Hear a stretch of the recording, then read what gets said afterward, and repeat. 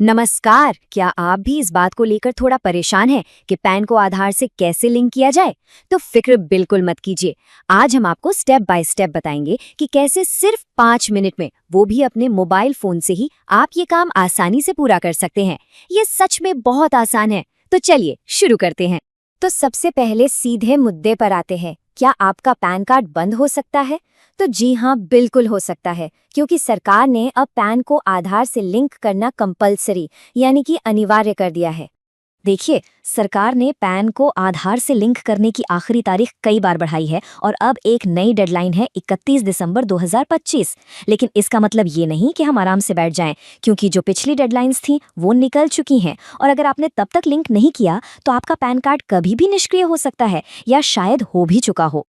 और हाँ, क्योंकि पिछली डेडलाइन निकल चुकी है तो अब इसे लिंक करने के लिए आपको 1000 रुपए की पेनल्टी फीस भी देनी होगी। तो चलिए अब पूरी प्रक्रिया को ठीक से समझते हैं।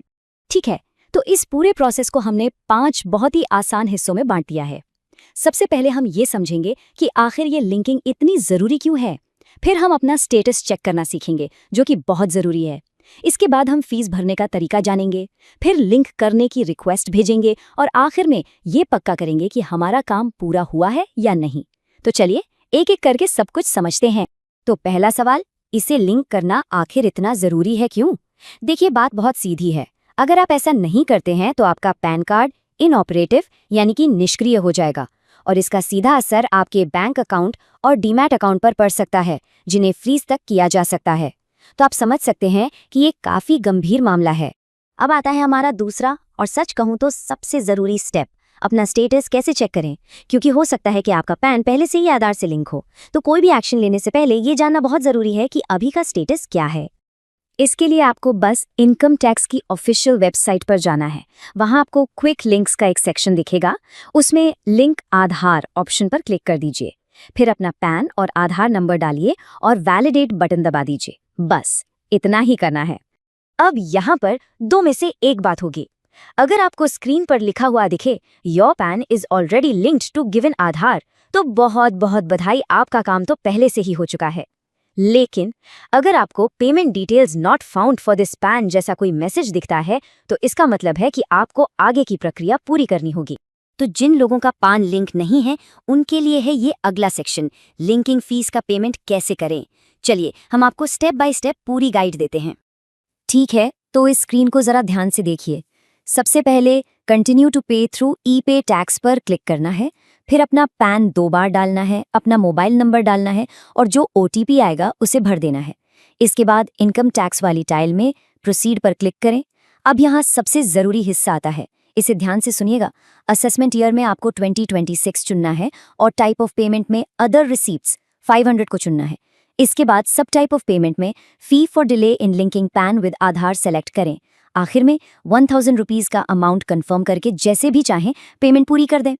हाँ, एक और बहुत ज़रूरी बात, पेमेंट करने के फौरन बाद कुछ नहीं होगा।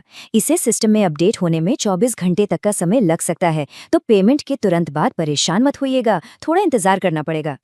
तो एक बार जब आपका पेमेंट अपडेट हो जाए, तब हम आते हैं अपने चौथे और सबसे अहम हिस्से पर, लिंक करने की रिक्वेस्ट सबमिट करना। पेमेंट के बाद ये फाइनल स्टेप है। इसके लिए आपको वापस उसी लिंक आधार पेज पर जाना है और अपना पैन और आधार नंबर फिर से डालना है। पहले वैलिडेट पर क्लिक करें और फिर कंटिन्यू पर।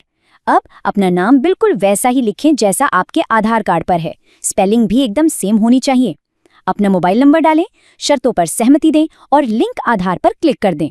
आखिर में जो ओटीपी आएगा उसे डालकर वैलिडेट कर दीजिए और आपका काम हो गया। जैसे ही आप ये करेंगे, आपको स्क्रीन पर ये मैसेज दिख जाएगा, your request for Aadhaar PAN linking has been sent and will be processed within 48 hours. इसका सीधा सा मतलब है कि आपकी रिक्वेस्ट सफलतापूर्वक भेज दी गई है और अगले 48 घंटों में इस पर काम पूरा हो जाएगा। और अब हम आ गए हैं अपने आखिरी स्टेप पर। रिक्वेस्ट तो भेज दी, पर ये कंफर्म कैसे करें कि काम वाकई में हो गया है या नहीं? तो चलिए वो भी जान लेते हैं। तो देखिए, तरीका बहुत सिंपल है। आपने रिक्वेस्ट सबमिट कर दी है, अब आपको कम से कम 48 घंटे इंतजार करना है ताकि सिस्टम इसे प्रोसेस कर सके। और उसके बाद वेबसाइट पर वापस जाकर लिंक आधार स्टेटस वाले पेज पर अपना स्टेटस एक बार फिर से चेक कर लीजिए। तो चलिए एक बार फटाफट से पूरे प्रोसेस को दोहरा लेते हैं ताकि कुछ भी भूले नहीं। सबसे पहला और जरूरी काम, इनकम टैक्स पोर्टल पर अपना स्टेटस चेक करें। अगर लिंक नहीं है तो 1000 रुपए की फीस भरकर 24 घंटे इंतजार करें। इसके बाद लिंकिंग की रिक्वेस्ट सबमिट करें और 48 घंटे और रुकें।